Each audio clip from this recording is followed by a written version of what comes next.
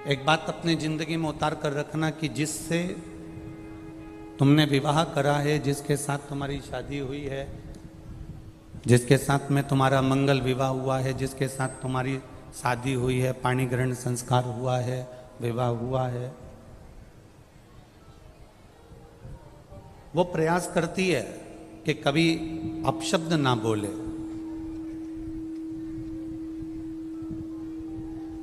पति भी प्रयास करता है कि अपनी धर्म पत्नी को आड़ा टेढ़ा शब्द का संबोधन ना दिया जाए।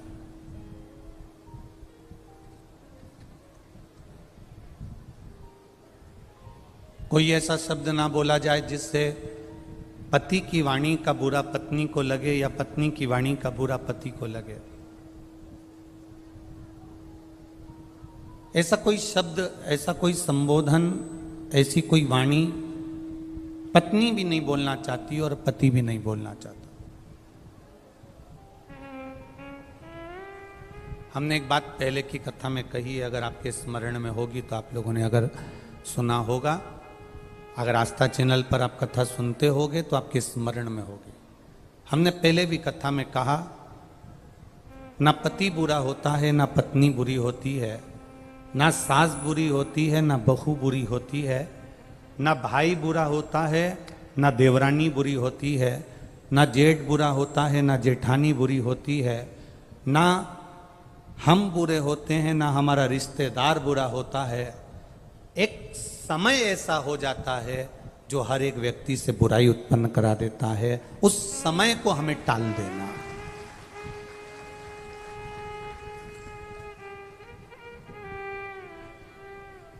सरस्वती माता कब सावित्री बन जाती हैं, कब सावित्री माता सरस्वती बन जाती हैं, कब पार्वती दुर्गा बन जाती हैं, कब पार्वती माँ काली बन जाती हैं, कब लक्ष्मी वैकुंठी बन जाती हैं, कब माता लक्ष्मी अपने आनंद सुख को देने वाली धान्य लक्ष्मी, संतान लक्ष्मी, वैभव लक्ष्मी, सिद्ध लक्ष्मी, प्रतिष्ठा लक्ष्मी बन जाती हैं। समय का कोई ठिकाना नहीं होता। व्यक्ति बुरा नहीं है, घर में आने वाली तुम्हारी बहू बुरी नहीं है। बहू कभी जिंदगी में बुरी नहीं होती। अगर बुरी होती तो वो तुम्हारे बेटे से शादी नहीं करती, पहले ही मना कर देती कि मेरे को इससे शादी नहीं करना। बुरी नहीं है, बहू बुरी नहीं है, सास बुरी नहीं है। सास अगर बुरी होती तो अपनी रकम को तुड़वाकर, अपने जेवर को तुड़वाकर बहू के लिए रकम नहीं बनवाती, बहू के लिए जेवर नहीं बनवाती। बहू बुरी नहीं है, सास बुरी नहीं है, पति बुरा नहीं है। परिस्थितियां कुछ ऐसी बन जाती हैं, कुछ समय की घड़ी, पल, क्षण, चक्र ऐसा चल जाता है जिसके कारणवश हमारे भीतर बुरा हमको नजर आने लगता है, बुरा हमको दिखने लगता है।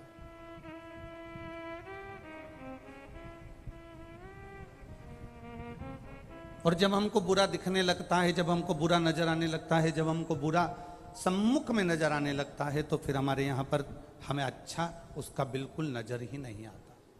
कुछ समय की गणना है।